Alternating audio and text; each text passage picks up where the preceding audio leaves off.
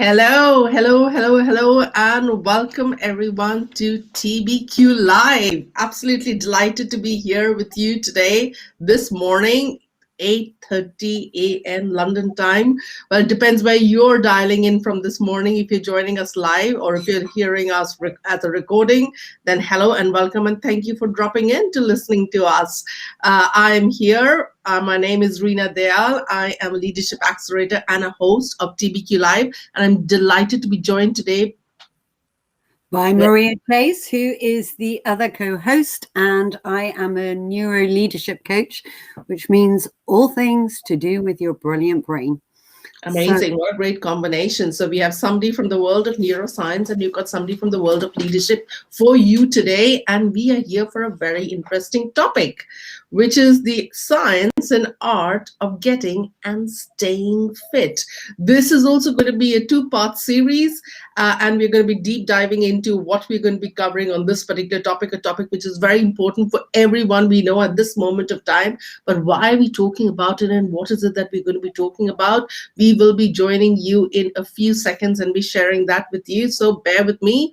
But before that, let me share a little bit about TBQ Live and what it is all about.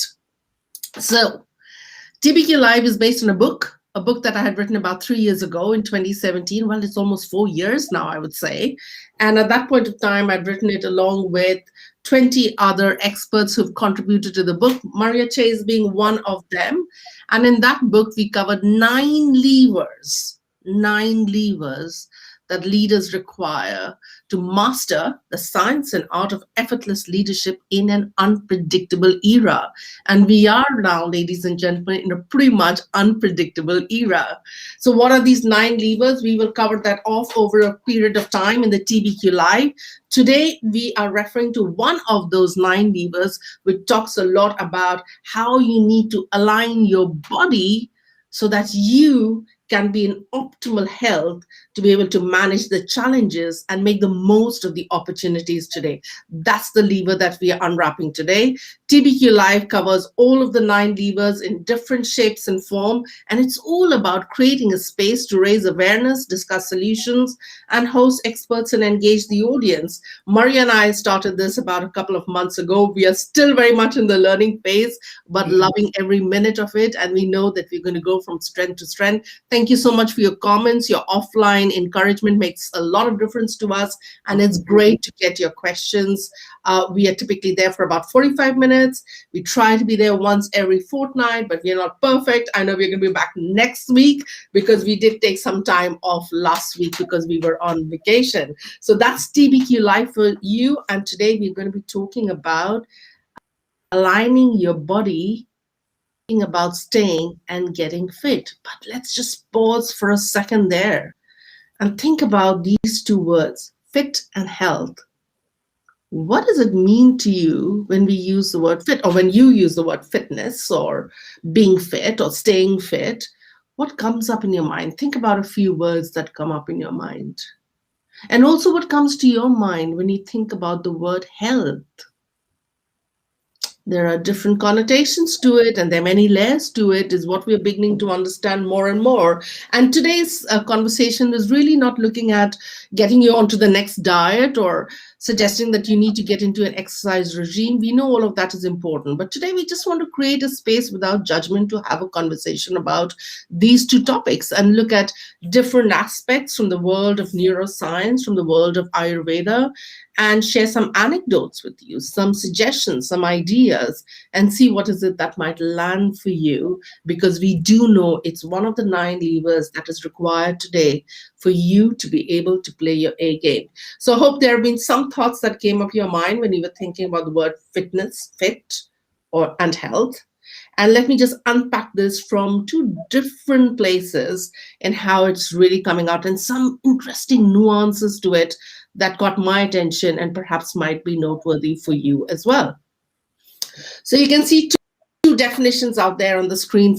On the left-hand side, you have WHO, who makes the statement of saying state of complete physical, mental, and social well-being at not merely the absence of disease or infirmity. So there are two layers that I want to bring in over here. Typically, when we're talking about health, a lot of people think about physical health, which is definitely important. But we know that from all the studies and what we are seeing around the world today, that it's also about mental well-being and social well-being. And the other layer that's coming out in the WHO definition, which actually comes out very much in the Ayurvedic one, which I'll come to in a second, is not just the absence of disease. So what they're talking about is health doesn't mean that you don't have the disease. It's about proactively being healthy. So it's about being in that state of physical, mental, and social well-being. So really being at your top game. So it's about that proactive stance that you need to take to being healthy. So that's the couple of nuances that I would pick up from the WHO definition. Now, the other one is actually, so the phrase you're seeing on top is a Sanskrit one, so I'll just say it out, but what it means is right at the bottom out of that slide. So, sama dosha, sama agni, sama dhatu mala, sama kriya, prasanna, atama, indriya, mana. And what it really means is that so what is Ayurveda? Some of you all might already know. It's the ancient science of wisdom, science of life that sprung from the Indian subcontinent. I don't know, they say 3 to 4 to 5,000 years ago, passed on from generation to generation through word of mouth, and then written in the Vedic scriptures is what they say, the Vedic books, the Vedas. And there's a lot of concentration there about health. And in Ayurveda, there are two elements that I'd like to draw our attention to. So that science talked about the alignment of mind, body, and spirit. And so everything that Ayurveda talked about, what is it that you can do so that you can keep the mind and body aligned and strong?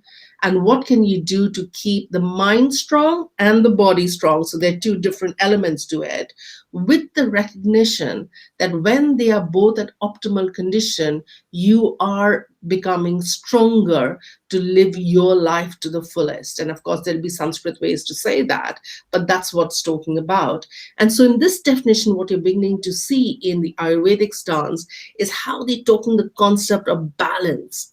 And again, which is quite interesting in this, it's talking about balance, right? All the elements of the body. And it's talking right from nutrition, so the digestive juices, to even the body waste. So in Ayurveda, the whole cycle is taken as something that needs to be noticed and managed. Or if there's a disbalance, and that's the key aspect, if there's a disbalance in any of those, then it might affect how your body is functioning. And it also talks about the soul, sense organs, and mind, which is that mind, body, spirit alignment. So health, as we normally talk about, so while we have a lot of health fads, we've got diet that people talked about, we just want to draw your attention that it's a far deeper subject. And therefore, it's something that needs to be paid attention to, and spend a little bit of time unwrapping it into something which all of us sometimes do. I know I do it as well sometimes, is to impulsively get into the next health fad, into the next diet fad that we often kind of fall trapped to at times. So just stay with us with the thought that health is a broader subject. The other thing that we want to talk about, which is related to, is the topic of fitness. And we're talking about fitness as all of us, and specifically in the world of being professionals. And there are really 3 layers of fitness that takes place. This is a lovely, simple 3-step definition of fitness. We're talking about personal fitness, we're talking about career fitness, and we're talking about job fitness. A lot of training programs that I do with companies really talks about employees being fit, employees being well-being is a big topic at this moment of time for organizations. And interestingly, all of these 3 realms are talked about. the personal fitness, the career fitness, and the job fitness. In fact, one of the organizations that I'm an executive coach on panel, which is the Executive Coaching Consultancy, we use these 3 points to really cover up what is fitness for a professional today. But today, what we're going to be unwrapping is the personal fitness elements. And personal fitness really talks about physical, mental, emotional, and spiritual. Now, I know spiritual, sometimes people think, oh, it's all there. But I think now there's a growing recognition that there is this other aspect, which is the spirituality, which might be your values, your purpose, which is fundamentally important to really bring in that energy and alignment and have that moment where you feel that you're living a life of purpose. So it's physical, mental, emotional, and spiritual when we talk about personal fitness. Again, today, this is a big topic. So we're talking specifically around physical fitness when we are having the conversation today. And even when we talk about physical fitness, there are 2 elements to it. It's food and movement. And today we are going to be talking more around the movement. And next week, we're going to be talking a bit more around the food and nutrition element. So you're beginning to see that even these simple words as health and fitness, I hope we're being able to put it across to you, that there are many layers to it. So when we're looking at being fit, it really becomes important to be able to look at all of these different facets and see how they can work together in an aligned and seamless manner. Because at the end of the day, if one has to be a leader, then it is about being able to align your body with what you're doing. And that's what we mean by fitness and health. So that's the definition that I'd like to leave you with for the moment and hand over to Maria, who's going to go a little bit on the neuroscience of it. Maria, over to you. Brilliant. Thank you so much, Rena. And it's so true that there are so many layers. And one of the things that's so important is to know, why are there so many layers? Well, actually, when we say about the mental and the physical fitness, it's all around the brain. And our brain was developed and evolved to move us first and foremost. Yes, we can build amazing, beautiful architecture. We create amazing art. But the fundamental purpose of the brain was to move us away from threat and towards reward. And fitness, in its purest sense, means fit for purpose. And the reason that we feel just so very, very good, the higher our levels of fitness are, is we're doing what the brain wants us to do, which is to move. First and foremost, without any other thing. Our brain was there to move us around. And that sense of movement makes such a big difference to us. And there are lots of reasons for that. The reason being, if I am moving, I'm doing what my brain wants, but also I am able to totally thrive as opposed to just survive. And one of the levels that Rena was speaking about then is it's multi-layered. It's not just about one level. It's not about the latest exercise regime. It's not about the latest diet. And one of the things I'm always passionate about sharing is the word diet, which comes from the Greek word, is about lifestyle. And it's worth kind of looking at all of these different elements, because all of those different elements make a difference to the kind of lifestyle that we are able to have. And the more we are fit, the more we are moving, the better our brain is functioning. So it's that wonderful synergy of you move more, your brain works better, it wants you to move more. It's that wonderful virtuous circle that we can get into. Okay, so if we go to the next slide, please, Rena. Doctors of the future will give no medicine, but will involve the patient in the proper use of food, fresh air, and exercise. That was Thomas Edison a long, long time ago. And the thing being, what we're noticing now, medicine is fantastic and life-saving, especially in times like we're living through at the moment. We know the importance of that. However, that is when you have an acute situation that you need to cure. What we're also talking about of fitness is prevention. Let's not get to the fact that we're not okay. Like the World Health Organization said, it's not, fitness and health is not just about the absence of disease. It's about being better and being more robust to actually fight off some of the diseases that are happening at the moment. So exercise is essential. We're starting to talk about exercise today. For those who've just joined us, we're talking about keeping and staying fit. So if we go on to that next slide, that's fantastic. Thank you so much, Rena. Okay. When it comes to movement, every movement is exercise. However, we do know what is optimum. Optimum exercise means that you are going aerobic, which means your heart rate is going up than your usual heart rate. You are breathing, your pulse rate's going up. And if you do that for 30 minutes, 3 to 4 times a week, you are now on the path of optimum fitness. That's where, if we get to there, that actually means that we are using our body and our mind aligned, and we're in our optimum health. However, that isn't always easy. Especially, we've all been locked in. In the first lockdown, everyone was out walking. Walking has so taken off. It's wonderful. Everyone's thinking about walking. However, in the last lockdown that we are now coming out of, we were in for winter. Walking was different. And a lot of people have got out of the habit. If you're addicted to going to the gym, we weren't going to the gym in December. So it's those kind of ways of thinking, actually, we may have had a great regime and then COVID happened and lockdown happened and we got out of it. And when you stop doing something, your brain's a bit like, am I going to go back and do that? So it's really worth bearing in mind. Ideally, you will do 30 minutes 3 to 4 times a week. Ideally, you would walk between 6 and 10,000 steps. But if you're out of the habit, suddenly it feels like a mountain to climb. You know, the thought of doing that brings you out in a sweat. So let's talk about how to get back into moving and getting up our feet, our fitness. Next slide, Rena. Brilliant. There's been a huge amount of research on how much fitness makes a difference.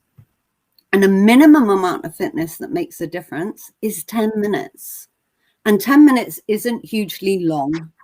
You can put your timer on your phone.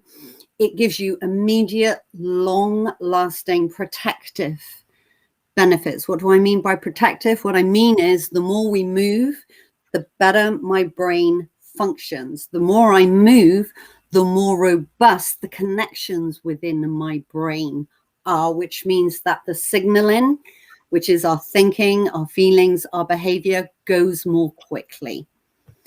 So even just 10 minutes of exercise allows us to have that more focused concentration, because you move your body and your brain is doing what it was made for. So now the concentration can up. And let's face it, when we're all on screens all day, it's quite difficult to keep that concentration going. Exercise allows us to do that. More importantly, it helps generate new brain cells. When you are fit, when you do whichever exercise you choose to do, in actual fact, it gives a boost to a place in your brain called the hippocampus. Your hippocampus not only helps your memory, it's where we lay down the long-term memory engrams, it's also where we generate new brain cells, neurogenesis. We've only just in the last 5 to 10 years realized that the brain can make its own brain cells all of the time. They don't die when you have a glass of wine. You can regenerate those brain cells. Also, fitness and movement allows us to release the feel-good hormones, the dopamine, which is your motivation and your purpose and your meaning feeling. Serotonin, which is they call it the kind of feel-good hormone. It makes you feel warm inside. It makes you feel good inside. It's the happy hormone. And oxytocin, also known as the cuddle hormone. If you do exercise with other people, you get that sense of connection. If you do synchronized exercise with people, your pain threshold actually goes up. So you're able to do more exercise. Dance troupes can do crazy things. And the fact that they're all in synchronized movement means that their pain threshold goes up and they're able to do even more stretching and crazy brilliant moves. Okay, so movement is great for us. We know that. It makes us feel good. We know that. So how do we get into it if we have accidentally got out of it, or circumstances, or we've had an illness? How do we get back in? Well, one of the most important things is to do what you love. Although the first thing on this list is power vacuuming, you may not love vacuuming. However, every movement you make according to your brain is exercise, if you like. I have one client, she doesn't like to go to the gym. She doesn't like to do what she considers formal kind of exercise. But when she cleans her house, that's when she goes aerobic, because she sees how quickly she can hoover her front room. Yeah, she has those wonderful little competitions you have against yourself. Can I do it in 2 minutes? Can I do it in 3 minutes? Can I get up the stairs and down the stairs again with my hoover? That is serious exercise. It's raising your heartbeat. That's what you're looking for when it comes to getting back into exercise. Raise that pulse rate. Dancing like no one is watching. Personally, one of my very favorites. If I am tired, I want to do something to raise my energy, and fitness is about energy, but Rena's going to talk more about that in a minute. It's about energy, so do something that you really like. Boxing, martial arts, the list goes on, but don't think about exercise as being something that has to be formal. Any kind of movement's great. So playing with the kids, playing with your dog, jumping, running, being silly. Even singing, because of the breath work, because of how it raises our heartbeat, also really releases oxytocin. And I say singing and dancing because music lights up the neurons like nothing else. And I've also put HIIT there because 10 minutes of high impact movement, be it star jumps, running on the spot, burpees, that also really makes you fit. So it's about being fit for purpose. It's about using the brain and aligning, because if my mind is in the right place, that's fantastic. If my body's in the right place, that's fantastic. If they are aligned, then we're talking about optimum performance. And as a leader, that's exactly what you need. Over to you, Rena. Let's get a different perspective. Thank you so much. But I have to build on a couple of things, because I love the slides, and it's talking about really making fitness as part of your day-to-day regime. So as many of us know, and let's just remind ourselves to some of these facts, is that the easiest way to get fit is to make it part of your day-to-day routine.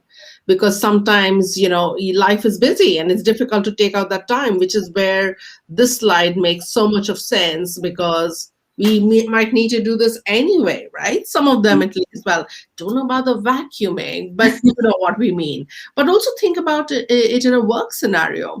What is it that you might be doing when you were in the office that really helped? So maybe it was walking up the stairs that made a difference for you. Many times people were doing that rather than taking the lift. They were walking up and down the stairs. A lot of people have started thinking about standing and working. Standing desks are now coming into the playground, right? Earlier on, it was never in the work playground, but now it is. Standing desks is pretty much a big thing. Walking meetings is another thing that's happening. Walking is one of my favorite exercises, is to kind of go out there and walk. And when you combine it with maybe walking in the garden or with nature, the power of the energy becomes so much more stronger. But walking meetings is supposed to be another great thing, because it helps you be active. It kind of really gets different chemicals and hormones, the good hormones pumping through your body, which tends to make people more focused, and sometimes helps people have an even better and engaging conversation. Absolutely. And just to build on that really quickly, Rena, one of the things that walking meetings are working so well is because also you are stood side by side. That changes the nature of communication, which means that you're more open, but also that perspective change means that the ideas come quickly.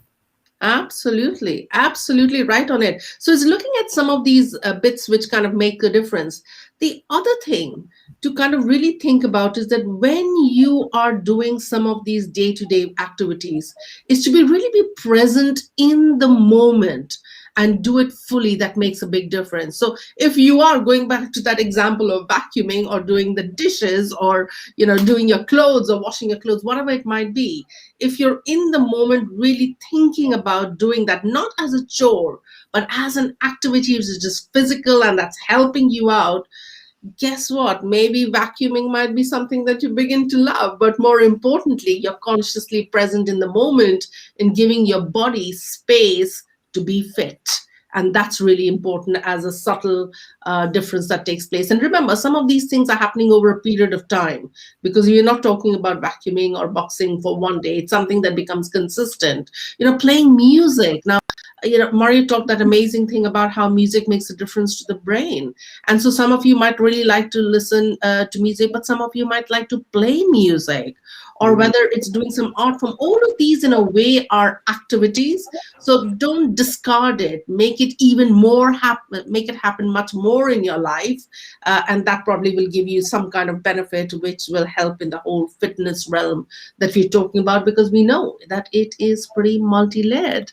Let's just kind of look at fitness through another angle right now, just to come back to the same point, but we're really trying to unpack the story of fitness. And this goes back to Ayurveda that I was talking about, which is that ancient science of life, of how you live life. And I just want to share with you another way that they're looking at fitness. So Maria made this statement, which is really important, which is about proactive management of health.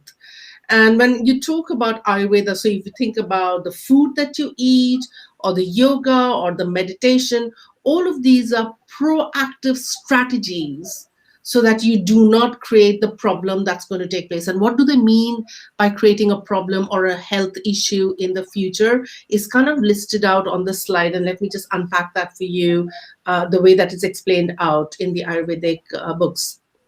So the body structure, so all of us as human beings, is made up of certain dhatus or elements. And the elements are the 5 elements that you see out there, which is pretty much what nature is made of, which everything around us is made of, but in different combinations. So the trees, the animals, human beings are made of all of these elements. So space, air, water, earth, and those words in brackets are really the Sanskrit or Hindi words of it, which is Akash, Vayu, Agni, Apa, and Prithvi. And those are the 5 elements that create individuals and human beings. But even in human beings, the combination of those 5 elements would be different, which is why we look different, we act different, we react different, right? Some of us are tall and slim, some of us are much more stockier, but we still could be healthy. So the body types changes because the energies that is created by these elements might be in different combinations. And the 3 primary ways, and the word that's used in Sanskrit is doshas, could be 3 kinds of. And you could be vata, pitta, or kapha, which is a combination of these different elements, which is different. And depending, and if you want to know more about it, we are very happy to share more details with you later on. But depending on your combination of these energies, your dosha is. And what becomes important is not that you need to be vata or pitta or kapha. It might be any of them. But when there is a disbalance of those energies or elements in your body to what the natural style is, it creates a disease. And that's why Ayurveda talks about why it's important to eat the right food and have the right movement, because remember what they were talking about is right from what you eat to your body waste. The entire cycle of nutrition is what's paid attention to, because the biggest source of energy into your body is food and water. Those are the 2 ways that you kind of take in energy. Whenever you're doing anything which is a movement, is helping you use that energy in a particular way and be able to do different things. So you're seeing the connection of how the energy happens and moves in your body through food and movement per se. So it's really doing a balance of these aspects that the real world of Ayurveda starts unpacking, and it's a massive topic. So I just want to touch upon these aspects, just reminding you that there are 3 elements we're talking about. It's the food you eat, the movement that you have, and therefore how you're combining these so that your energy and doshas are being managed to the optimum level. And when we're talking about movement, a lot of it in the world of Ayurveda is right from walking, all of those lovely things that Maria was talking about, might not have talked about vacuuming 3,000 years ago. But remember those days, people were very active. Mm. Uh, they didn't have swanky cars, maybe. So there was a lot of walking that took place. A lot of maybe they didn't have dishwasher or so there was a lot of physical activity that really took place, and that's important fundamentally to think about how you need to be active at any point of time. And then, of course, on the other realm, we have yoga, right? So all of us know about yoga and why that becomes fundamentally important. And the interesting thing about yoga, and this is something that I learned from my teacher, which I had mentioned in my book, is that yoga actually is, at this moment of time, the only exercise regime that focuses on one part of the body, which is fundamentally important, and that's the spine.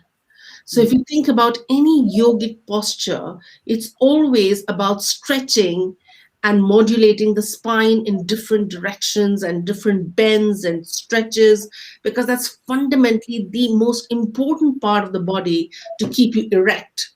Because when your body is alert and erect and straight, like not in a stiff way, but you know what I mean, if it is, then a lot of your bodily movements are in the right way. You breathe better. So you're taking it far more fresh air, going back to what Edison was talking about. If you eat food, digestion takes place in a better way rather than when you're stumbling. And guess what all of us have been doing in the last few months? We've been hunched over our laptops and screens and working all the time. So our postures also got affected, right?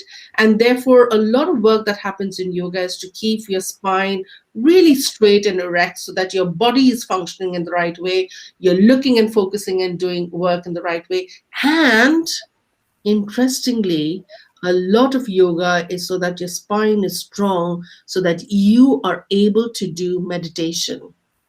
Because meditation requires, if you think about the traditional way that meditation is done, people are with folded legs and their body is straight and they're meditating, not just for minutes, though I encourage you to start even with a few minutes, but for hours. That's when they talk about in Ayurveda that your senses and your energies are super aligned and supercharged, or the chakras that we talked about, right? That we talk about in the world of Ayurveda. So it's quite interlinked, is what we're trying to say. But also, what we're trying to say is baby steps. You can begin today. You can begin today, or at least be conscious that you might already be doing some things which is helping you move much more, which comes back to the whole thing about that helps your brain, because your brain was powered up to move, which is what Maria was talking about. It helps you be able to use the different elements in your body in a different way, helps you digest your food in a different way. So all of that is fundamentally important. So do pay attention to the whole concept of movement, because that's important when you're thinking about aligning your body. We're going to spend the last few minutes just with a wee bit of kind of a questionnaire with you and a quiz with you, and Maria and I are going to talk about it and think whether this might be something that might bring up some ideas for you about what you might want to do to really start fundamentally making a difference. And it also starts creating a segue into drawing you back into next week, where we're going to be talking more about food. So here's the kind of questions for you, and to ask you the question that where is the opportunity for you from today onwards to make a fundamental difference in how you're living your life, because all of these could help you proactively, as Maria and I have been talking about, right from the world of neuroscience and Ayurveda, manage your fitness, or rather optimize your fitness and health levels in a far, far better way. So there are many questions out there. I'm going to pull out a few of them just to kind of draw it up and bring it to our attention and our conversation. But the first one I'm going to pick up is number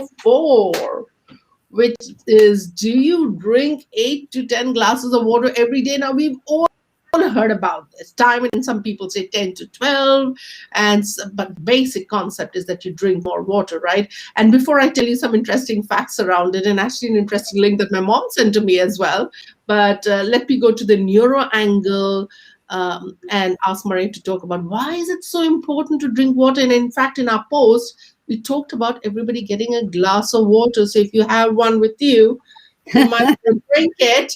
And there is something that happens to the brain as well, right, Maria? Exactly. The thing about the brain is it's a huge amount of energetic connections. It's making connections all of the time. We are, depending on which research you look, between 65 and 80% water based.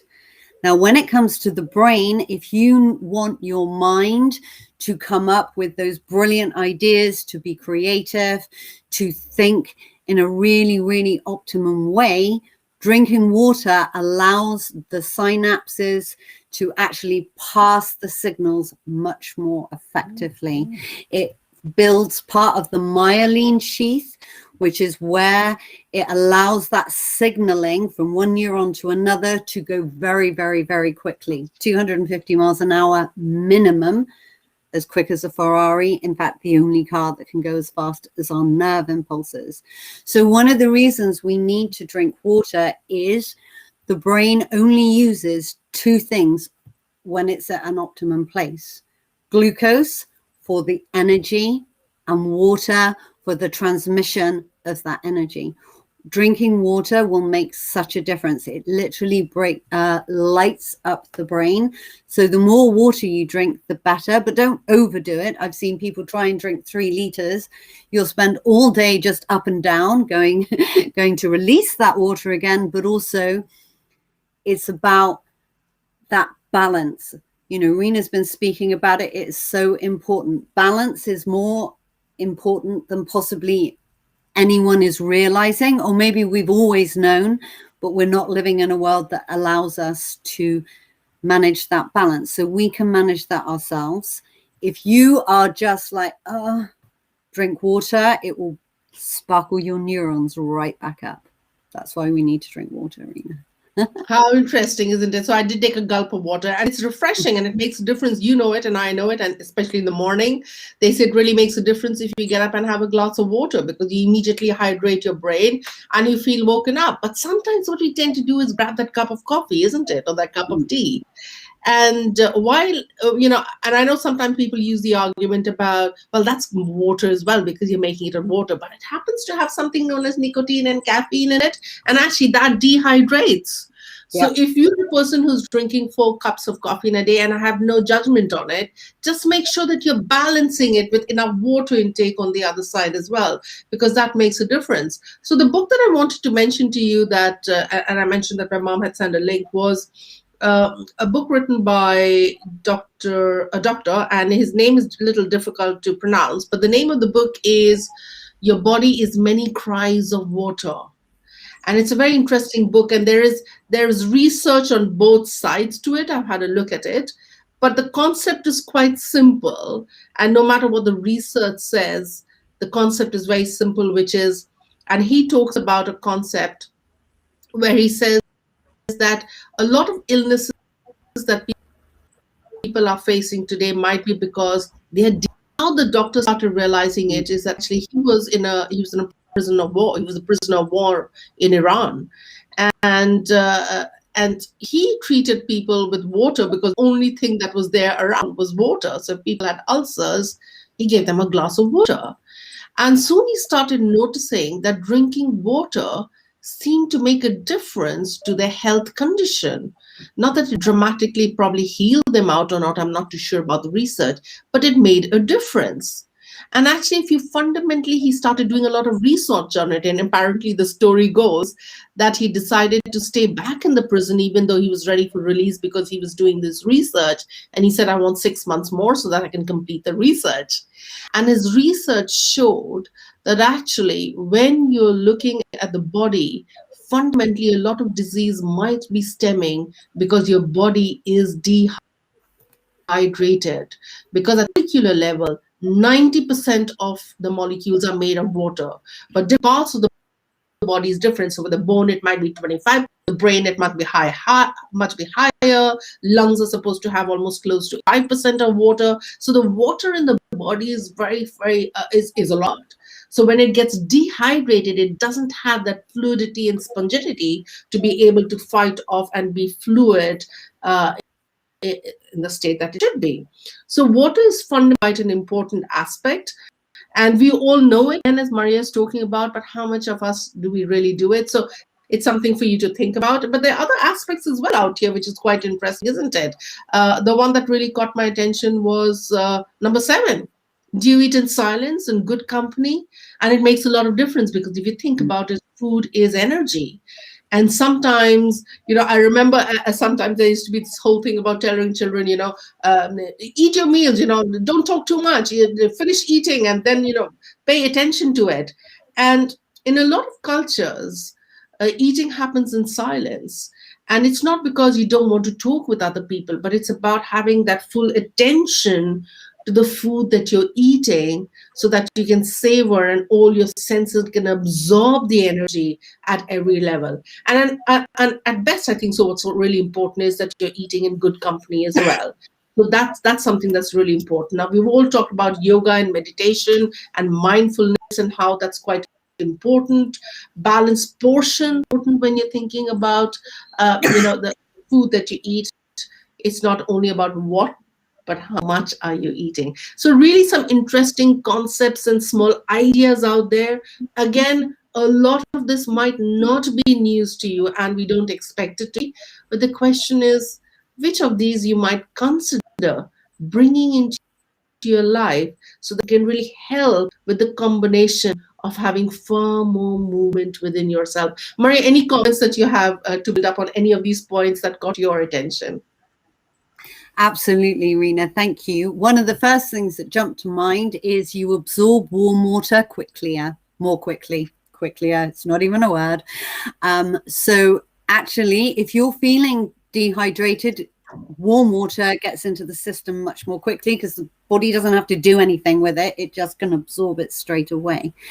The other thing that I think is really, really important is you were talking about the spine. That is our energy. It's where it's kind of the center. It's not completely the center, but it's the roads that allow all of that energy to pass. So having that strength and flexibility, I think what's really important to bring in is you need strength, but you also need flexibility. So it's about that kind of thing. And if we're talking about getting fit, i.e., let's get out. We're all free now, apparently. So we have suddenly the opportunity where we can go and really, really benefit from the warm weather. And that's amazing. Staying fit's about consistency. So that's why I brought up the very silly list that started with power hoovering, because we are consistent. Our brain loves to do things it likes, and it runs away from things that it doesn't like. So therefore, if you hate running, don't try and buy the best trainers in the world and go for a run. Dance instead, if you prefer to do that. Consistency is what means that we stay fit.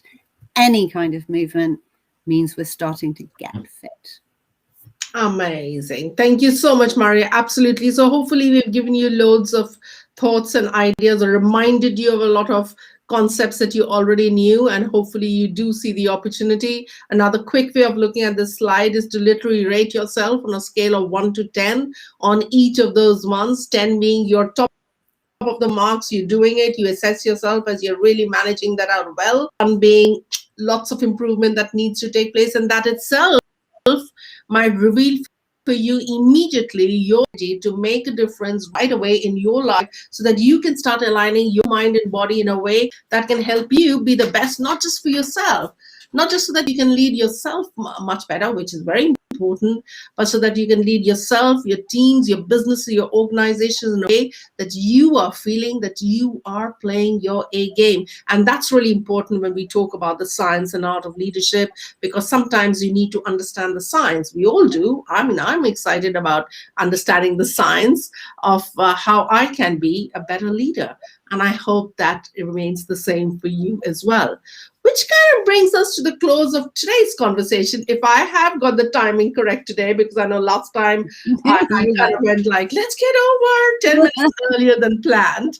But thank you very much for joining us. We are going to be back, as we mentioned, next week. It's going to be the 27th of July. It is going to be 8:30 GMT again, and we're going to be talking a bit more about the science and art of creating healthy eating habits. So we're going to unpack two aspects. One is this whole thing about nutrition a little bit, and also to be able to talk about how could you create a habit. So two things coming to you next time, which could be fascinating, not just about how you can get much more fitter and healthier from a nutrition perspective, but also we'll give you the science and art of creating habits, which could be any kind of habit which you might be wanting to pick up. So good information coming to you next time. I'm going to close today's TBQ Live with saying a very, very warm thank you to all of you for joining us and wishing you a fantastic day, a fantastic week, and hopefully we're going to be back and seeing you next week. But for now, it's bye from me, Reena Dayal, one of the hosts for TBQ Live. Thank you so much for joining us. And final word to Maria. Thank you so much. Have a brilliant Tuesday, and may every movement start increasing your fitness. Bye for now.